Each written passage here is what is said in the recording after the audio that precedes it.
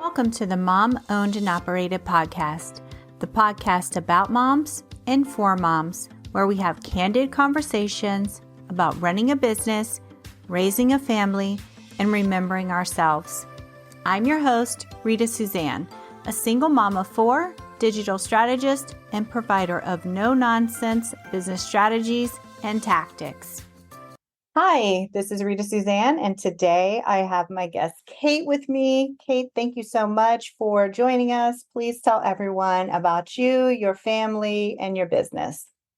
Hi, Rita. Thanks so much for having me on this show. My name is Kate Williams. I'm the founder of a company called People First Content. We do writing. We write content for businesses, so blog posts, articles, website content, ebooks, lead magnets, emails, whatever people need written, we do that. And so I live near Tulsa, Oklahoma. I have two sons. They are 11 and 13, two boys. So very active, very busy boys. So they have been with me through it all from the beginning. So we moved to Tulsa when my oldest was just a baby from Detroit, so I could go to grad school. So I got my PhD at the University of Tulsa. Had my second son while I was there too. So they're very used to the working from home kind of thing and me working all the time. And that's kind of part of why I started the business, which we'll probably get into a little bit. I think a lot of moms can relate to wanting to be home more with their kids, being able to work from home. It's awesome. So that's about it. We're just busy with middle school is a busy time. People don't tell you. Yeah. How much you have to drive. My sons are in middle school too. They're the same age, 11 and 13 for right now. They'll be turning 12 and 14 next month. Okay. But then I have my girls who are now 13 and 15. So I am with you. I have one in high school and then three in middle school. So yeah, it's a lot going on. And so tell us, like, when did you start your business? Like what made you want to start your business? Yeah, so I launched it in 2018. So we've been incorporated since November 2018. I went full time in April of 2019. So after I graduated with my PhD January or December of 2015. Worked for a company for a few years, and then around 2018, just was starting to feel like I had reached kind of the highest I could go at that company. Was looking into other options. Couldn't really find any great options that worked because a lot of it was one of the great things about the company I worked for was it was so flexible. And I think, as you know, and other moms know, like that flexibility is huge. So I needed that. And that kind of was what led me to think about, hey, what if I did this on my own? And so I started freelancing a little bit. I'd freelanced through grad school and then kind of got back into it and realized that there was this need for people to have a reliable writer that they could count on. And that's kind of where the idea of building a company came from. And so I started doing it on the side, nights, weekends, holidays, that kind of thing. And by April, I wanted to be done by summer so I could be home in the summer with my kids. Yeah. So that's why I left then. So Kate has a cold. So if you're, sorry. So I appreciate you jumping on. I'm like, I know that it's probably hard for you to talk right now because your throat is hurting, and I'm all, depending on, like, tell us everything. Yeah, no, sorry. I got cough after I got my Theraflu, so I should be okay. But you're great. So I remember when I started my business, it was so that I could be home with my sons more. I think that a lot of moms, that's what they want. And so you feel like, being home with your kid or, trying to develop this business in alignment with being home with your kids, like that's what really led you down the career path that you're on right now? That was a big part of it for sure. My son broke his leg in December of 2018, and I had to be home with him. And that kind of got me thinking about, like, what if I couldn't do this? Like I said, I had a flexible job, which was great. But I was like, well, what if something else comes up? Plus, I liked working from home. Like that gave me a few weeks at home. And I was like, okay, I could do this. Right. Everybody wanted to work I just remember everybody wanted to work at home until like COVID hit, and then nobody Yeah. wanted to work at home anymore. I remember when I had one of my son, I think it was my second son, and I was trying to talk my boss into letting me work from home a couple of days a week so that I didn't have to send both of them to daycare because it was so expensive. Mhm. And he was just like, I just don't see how you'll be able to get anything done from there. And I was like I could do all the same stuff. I'm just not physically in the office. And he let me do it every once in a while, but it wasn't anything regular. So I think that if something came out of all this COVID stuff, it was the fact that now it's more accepted to work from home or even to have that, half and half schedule. If I had if I had to have a job, I would want one that gave me more of Mhm. like you come into the office because I want to be around the people, right? Like I want to have that socialization, but also I want to have like the privacy and the ability to do what I want at work, Yeah. And on my own at my own time. I always planned on having a virtual first business because part of one thing I find challenging as a writer, it's like you don't necessarily have a 9 to 5. Like ideas don't come to you at 3 o'clock in the afternoon sometimes. Like sometimes you need Yeah. to go take a walk or just take a break or take a nap or do something. And so I think the way we have it structured, my employees, we're all Tulsa based, but we're all work remotely. Mhm. And so they can work on their own time. Sometimes they email me stuff at midnight and it's like, that's great. As long as you get it in by the deadline, who cares when you're working? And Yeah. I'm happy that like the first time when I mentioned it to people, I had many people like, that's never going to work. I was like, Mm. yes, it will. And Trust now me. it's so commonplace, Yeah. that everybody is doing it, but also like the fact that people are working at home with their kids. And I remember because I started my business in 2014, I remember doing a presentation for a Facebook group, and it was, somebody who's very popular. And I was in there doing the thing, and it was at the end, and my boys bust in the room and started jumping around and started laughing and clapping and making all, I was just at first mortified, right? But then everybody's like, oh my God, they're so cute, but now it's more acceptable. Like people understand, like your kids are going to be at home. It's not a big deal. And I think that that's one thing that I love is that now you can work at home. It's more acceptable to work at Mhm. home with your kids. And like we want to work. We just, we need to take care of our children as well. So, what advice would you give to like other moms who are maybe considering starting their own business? Um, let's see. I think the first thing is to find other people who support you. So, Mhm. but like this, the group that you're putting together, I think is awesome for that reason. I was part of a nonprofit here in Oklahoma called Oklahoma Women in Technology, and said that was another great, just getting out there and meeting people. I led to some leads on clients, but the most important thing is I made some friends. So Yeah. just you need friends, like you need people that you can just at the end of the day go and hang out with and talk to and vent to and just get that sounding board. Plus, they give you confidence. Like, hey, sometimes I'll have a really hard day and I'll talk to someone. They're like, yeah, but you're employing people. Like, you're doing a really good job. I'm like, thank you. Right. Like, I needed to hear that from somebody. And then you can do Right. the same thing for them. So the first thing I would say is find some way to surround yourself with other women. I think it's really, really important for women to help women. And the Yeah. second would be just to have confidence.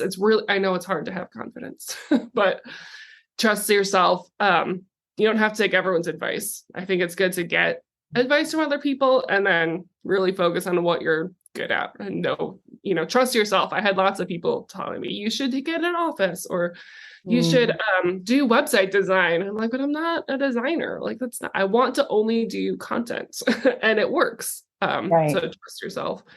And then the last advice that I have a very hard time following is to make time for yourself. I think we Mhm. all hear that, but it's really hard. I get that. Like it's really hard when you're a mom and you're taking care of all the things, but you also are trying to do this business. So I'm trying to. One thing I've been doing since school started is meeting up with one of my neighbors a couple times a week, and we just go for a walk, just 20 Mhm. minutes around the block, like just around the neighborhood. I'm Love like, okay, that. just I put it on the calendar, like as if it's a meeting. Hmm. And that's really nice. That's a nice start to my day. So I'm trying to take my own advice, but I think Yeah. it's really easy to get burnt out. You can And get burnt out. it's nice when you have somebody who's going to like keep you accountable, right? Because Hmm. I have on my calendar every day that I need to go for a walk, right? But if something comes up, it's going to get pushed and Yeah, I'm not going to do it. But if somebody else was depending on me, then I would actually make the time and do it. yeah, And so I yeah. think That's if key. you are like that, then accountability partners are definitely what you need. Absolutely. Yeah. No, she's the one who texts me like, "Are we going?" I'm like, fine.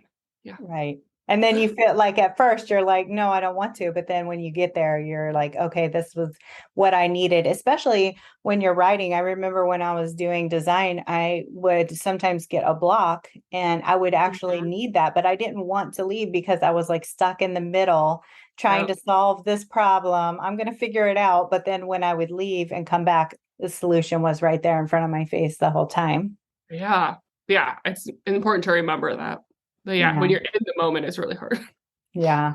It's so hard because, like taking care of yourself, like we as moms, we always push ourselves to the back. Like, after I had kids, it became less and less about me. And then once I started my business, that became another priority. And so doing stuff for myself just has been pushed, Yeah. continuously to the back burner. But when I had my little burnout and restructure of my business, I started figuring out what was important to me. And important to me was like, I wanted to feel better. And, like there is nothing physically wrong with me. I just don't feel, I Yeah. feel tired. I feel burnt out. I feel exhausted and pulled in 1,000 directions. And so part of that is really just recognizing taking care of yourself, right? Like, but what I've realized too is that it's not always about what you do. It's about Hmm. sometimes about what you're not doing, right? Hmm. Like Yeah. for me, I taught my sons how to do laundry at 9 years old. And so I don't Yeah. wash their Uh, clothes. Like they wash their own clothes. If I don't feel like cooking, they do they cook. mhm. My kids all have chores, so they keep my house nice and shiny.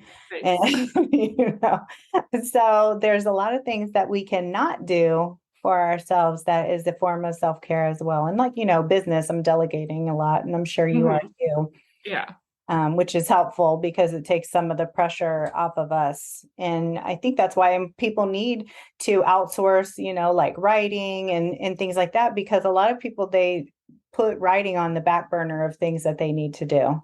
Right. Exactly. That's what we definitely have found.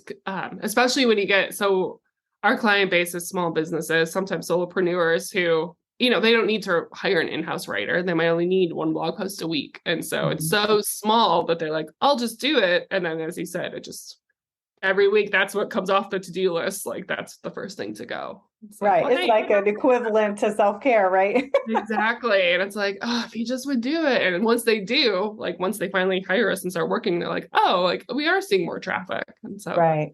that's a good Right. way. It's actually a good analogy. It is like self-care for your business.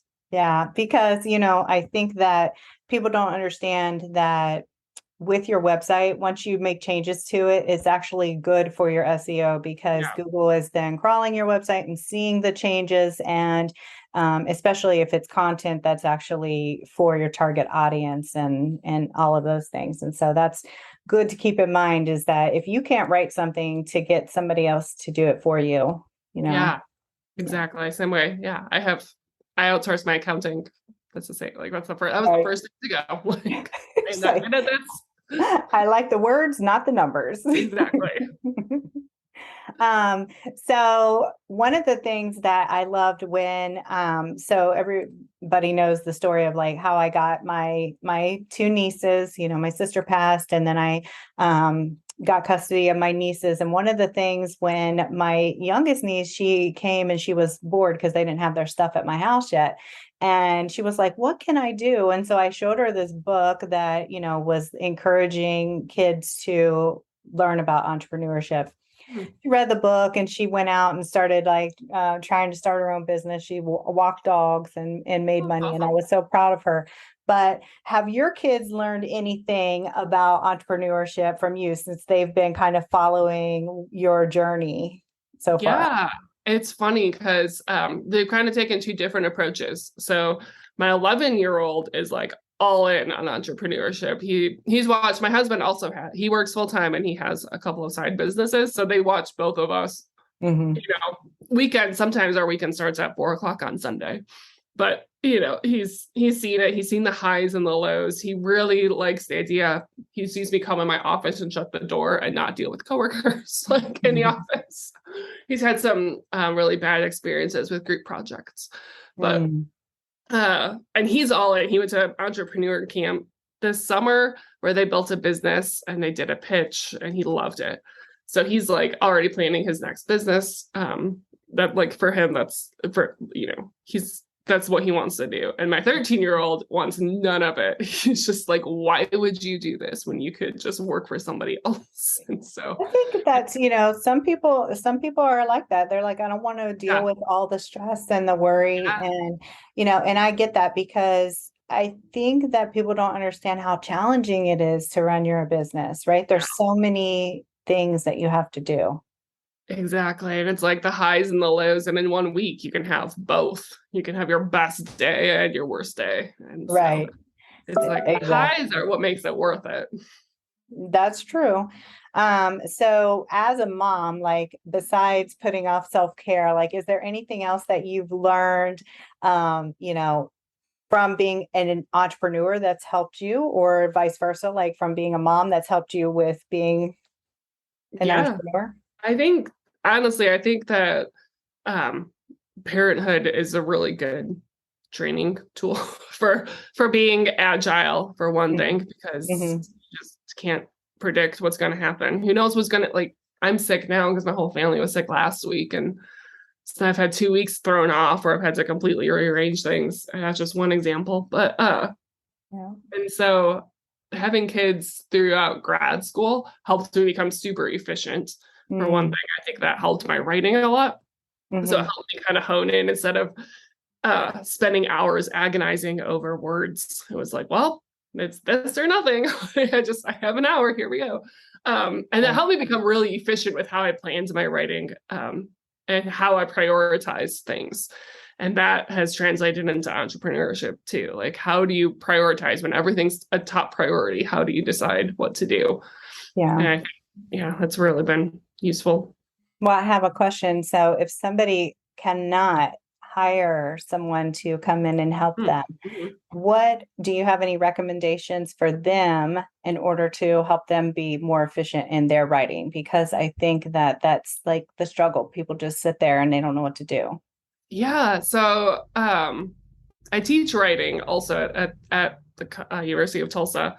And so what I tell my students is to just start. Like I encourage drafty drafts with them. I think that's the hardest thing. Everyone sits down and you think, it's going to be a masterpiece. And it's like, just get words on the page. 90% of the time, it does not sound as bad as you think it's going to sound. And you can always edit it. And you don't have to start at the beginning either. So sometimes I can, like, I can just sit down and I can write a blog post from start to finish. But other times I'll sit down, I'll have, a working title, I'll have a few headers, and I don't know where to start. And I'll just go like, okay, well, this is the section that I know the most about. So I'll fill this in and go from there. So I think starting with what you know can be the easiest, and then you can always edit it later. Yeah, I think that's good. Like, and like you said, like having somewhat of an outline where you have like the main points that you want to hit and talk about those things. And then you could do your intro and your outro, basically. Yeah.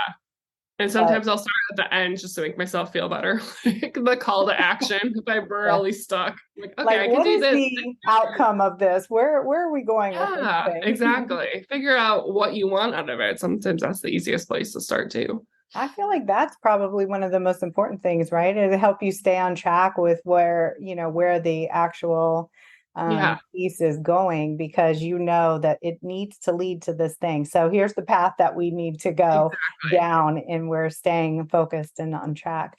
I used to speaking of walking, I used to go and back in the day, when I lived in California, I would walk and talk. And so I would Okay. record myself based on whatever topic I was trying to write about. Because whenever I would sit down to write, my brain was just like, no, there's too much. Like there's just too many things going on. We can't do it.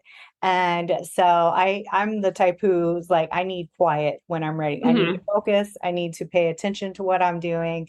And so even when I would do that, it wouldn't work. So I would go on walks and I would just speak it. And at the time, it was dictating into like Google Drive.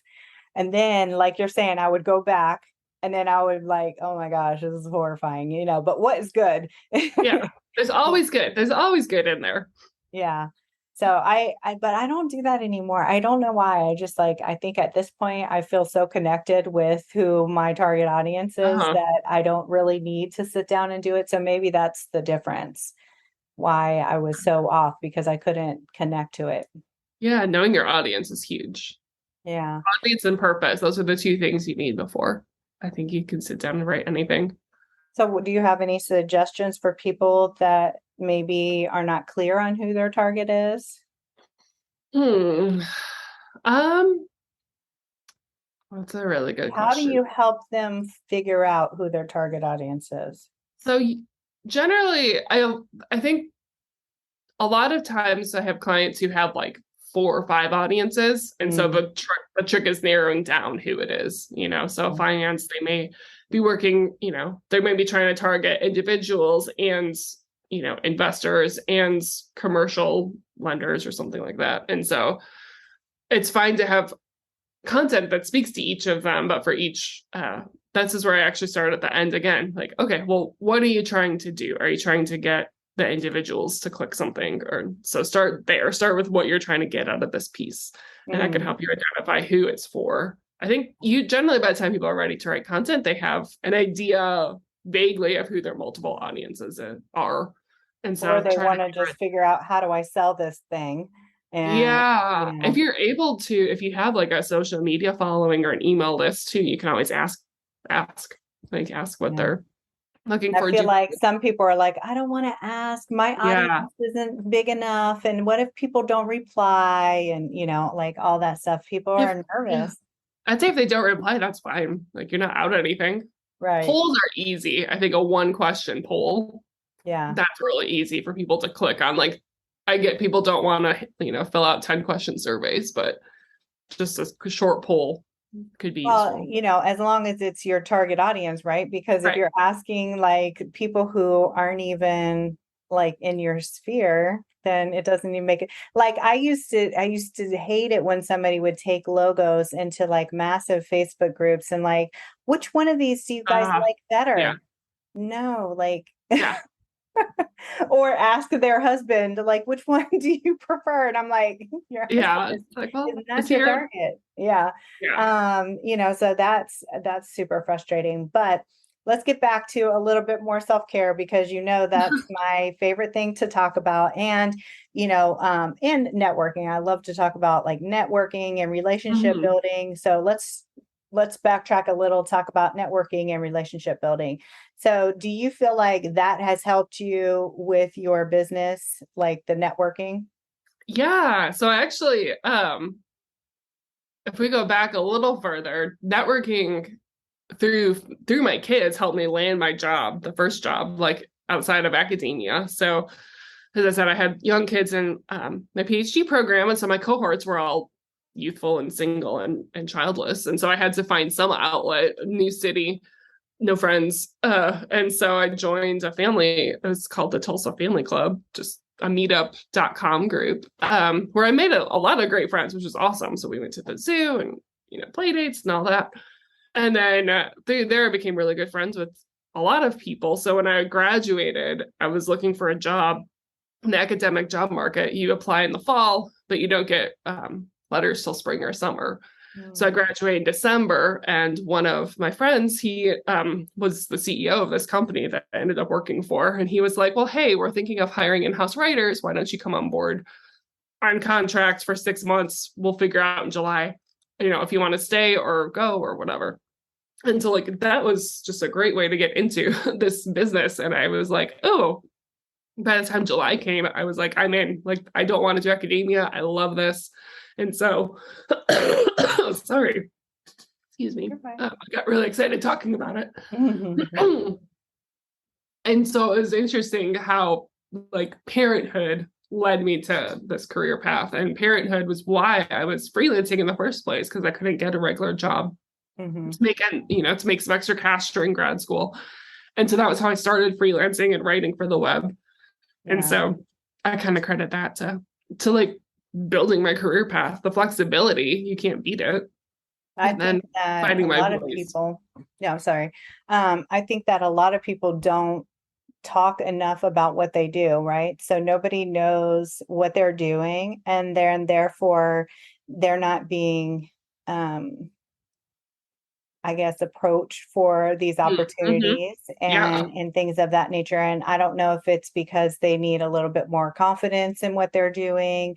But for me, like the only way that I was able to stay in business for 8 years was through networking and referrals and, and creating relationships with people because, I couldn't spend my time on social media just posting every single day about, all the things and, and trying to build up social media is not really a guaranteed source of clients. And I think that if people would focus a little bit more on those relationships, then that would be more profitable for them. Yeah, absolutely. I love going to conferences and meeting just one-on-one. And it's like, you don't have to hand everyone your business card, just having a few really great conversations. Yeah, I think that so when people say that they can't go to conferences or that they're too busy for stuff like that, do you have alternative suggestions that you? I've been trying to do some virtual networking. And so I'm trying to tell myself to, one virtual and one in-person networking a month.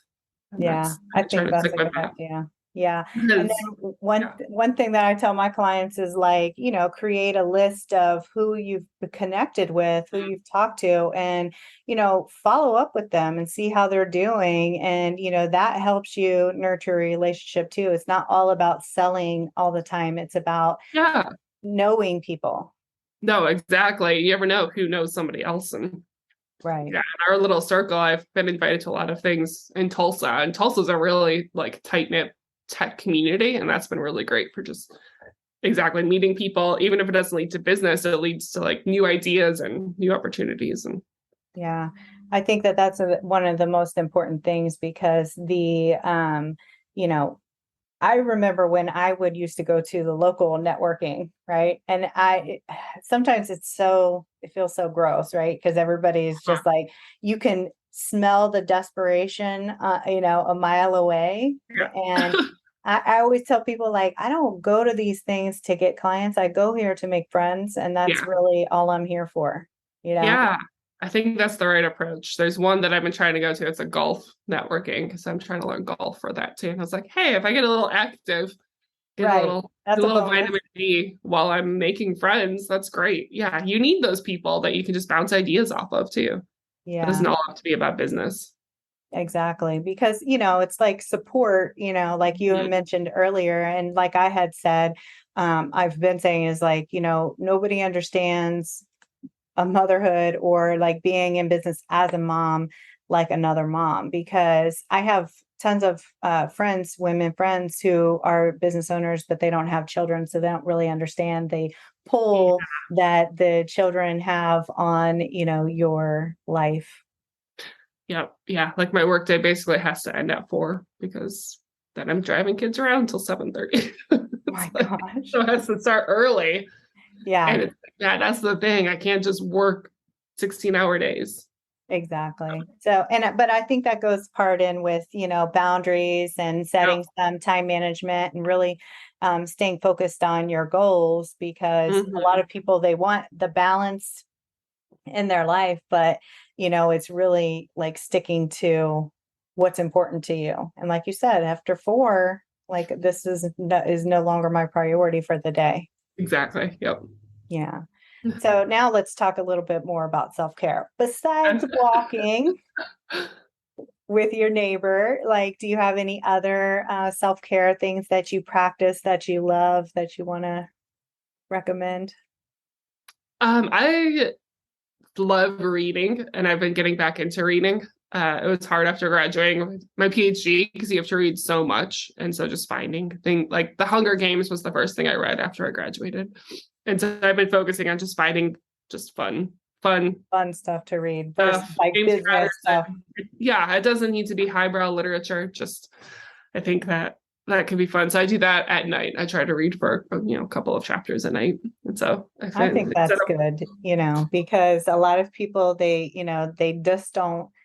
I know for me, I started reading and it was all consumed about business, business, listening to podcasts. And then I stopped even listening to music because I was like so consumed with all the business stuff. And then I just remember, I mean, this went on for years. I would go for a walk and I would listen to a podcast. I would be at the gym. I would listen to books or whatever. And so now I try to revolve between the two because I love listening to music and singing and stuff like that. But one thing I wanted to suggest, because in the beginning, you talked about a little bit about some people needing confidence or, in order to do that. And so one of my other guests and a client of mine had recommended something on one of these podcasts, and I love it. And it's called a win wall. Right. And so I think especially when you're first starting out, it's good to have those declarations of, you are really good at what you're doing. You are helping people. You are, employing other people.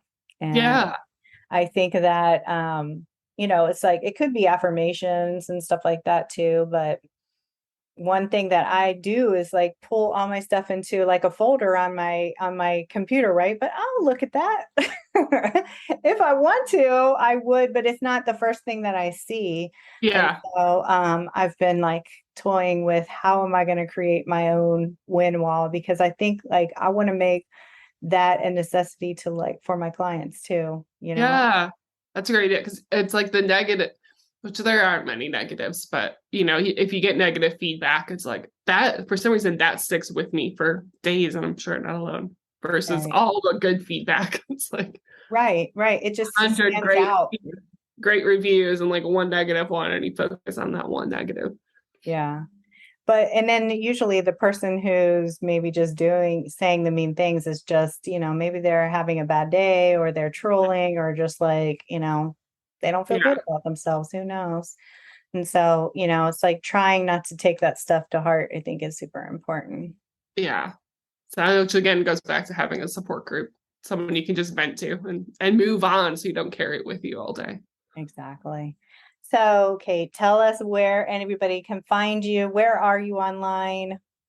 I am on LinkedIn. That's probably where I'm the most active. So, I think you just like search for me, Kate Williams, PhD. You should find me. I think the link, I sent you the link to it. Yes, all the links will be in the show notes for sure. Yeah, so peoplefirstcontent.com is where you can find all of our blog posts, more about my team members and my staff. And then we're also on Facebook and Instagram at People First Content. I think it's People One Content, but again, you'll have the links. So LinkedIn is probably the best. That's where I've made the most connections. That's where I've had the most active. Your most time. Yeah, I had somebody else tell me how great LinkedIn is as well. I'm on Facebook more than I've always been on Facebook more, but I think that's where the moms figure out where your audience is. Yeah. So thank you so much for joining us today. It's been a pleasure. Yeah, it's great talking to you. Thanks for suffering through my cold with me. And there you have it. I want to encourage you to remember that being a mom who runs her own business is not easy. We all struggle, but just keep moving forward and don't forget to make time for yourself. As moms, we are usually the first thing to go to the bottom of the list. If your business is overwhelming you and you need real solutions, not just some sugar-coated suggestions, apply to work with me at ritasuzanne.com/apply.